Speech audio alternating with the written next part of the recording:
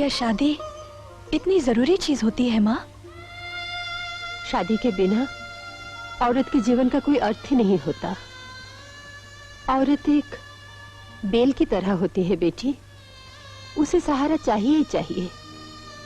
शादी से पहले पिता की शरण, फिर पति का साथ, फिर बच्चों की छांव। औरत अकेली रह ही नहीं सकती। तो फिर मेरी शादी करके चले जाने के बाद तुम्हारे साथ कौन रहेगा? अकेली हो जाओगी कि नहीं? अकेली क्यों हो जाऊंगी, तेरे साथ रहूंगी। और जो मेरे पति देव को ये अच्छा नहीं लगा तो कहीं और रह लूंगी।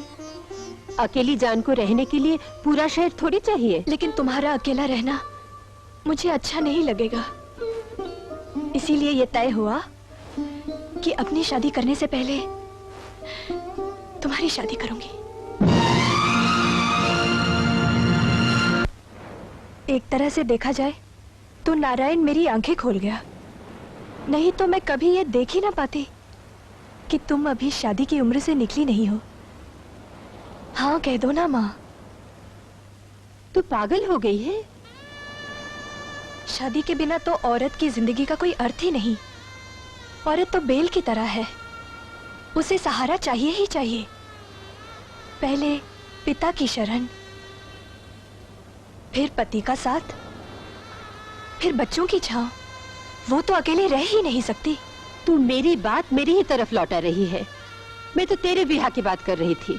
पहले विवाह तुम्हारा होगा, बाद में मेरा, क्योंकि तुम मुझसे बड़ी हो। बस बस, बेटी होकर अपनी माँ से ऐसी बातें करते हुए शर्म नहीं आती? क्या बुरी बात कर दी मैंने? तुम अपनी जिंदगी को कूड़े की तरह एक टोकरी में भरे सर पर उठाए उठाए कब तक भटकती रहोगी? और ये भटकन भी किसके लिए? उसके लिए जो एक अजनबी शहर में तुम्हें बेच के भाग गया। माँ, तुम्हारा ब्याह ना करना एक अन्याय होगा, तुम्हारे लिए भी और मेरे लिए भी। तुम्हारा विवाह होगा तभी मेरा सपना पूरा होगा। मेरी आंखों में अपने लिए कोई सपना नहीं है बेटी। मेरे सारे सपने सिर्फ तेरे लिए हैं।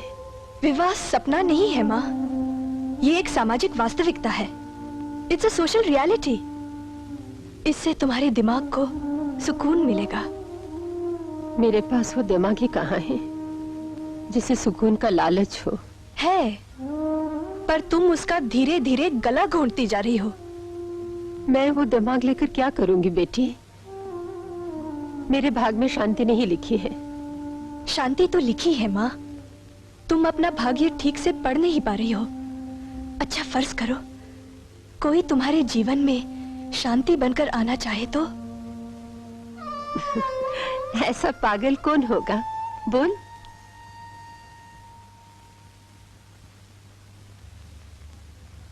आप मेरी मम्मी से ब्याह करेंगे अंकल?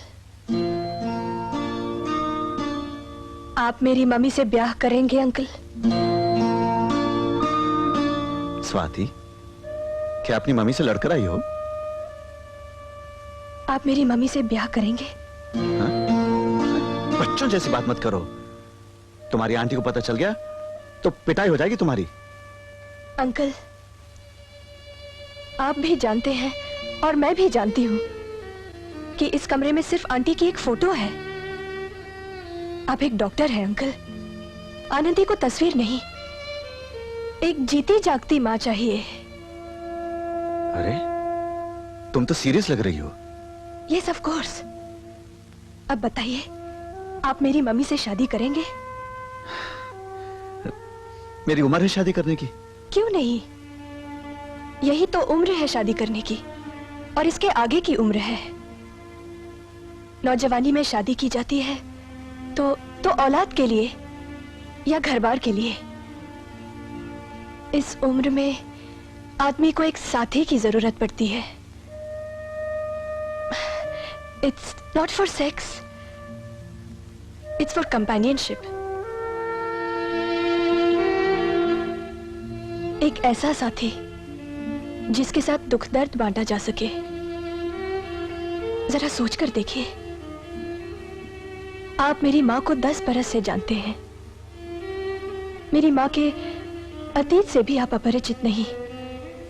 क्या आप ये नहीं सोचते कि मेरी माँ को भी जीने का अधिकार मिलना चाहिए? वो तो ठीक है,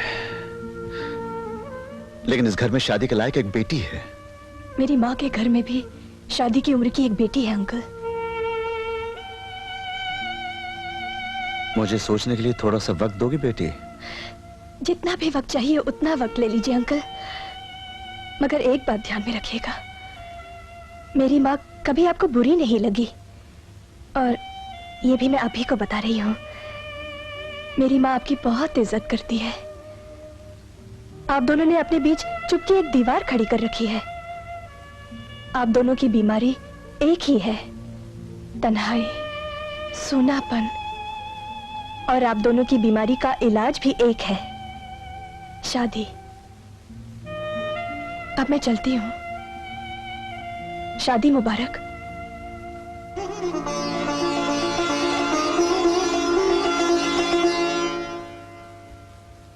आज तक मुझे अपने मम्मी के फोटो से बहला है और मैं समझती रही कि यही मेरे लिए काफी है, और अब एक जीती जागती सौतेली माँ मुझ पर थोपना चाहते हैं।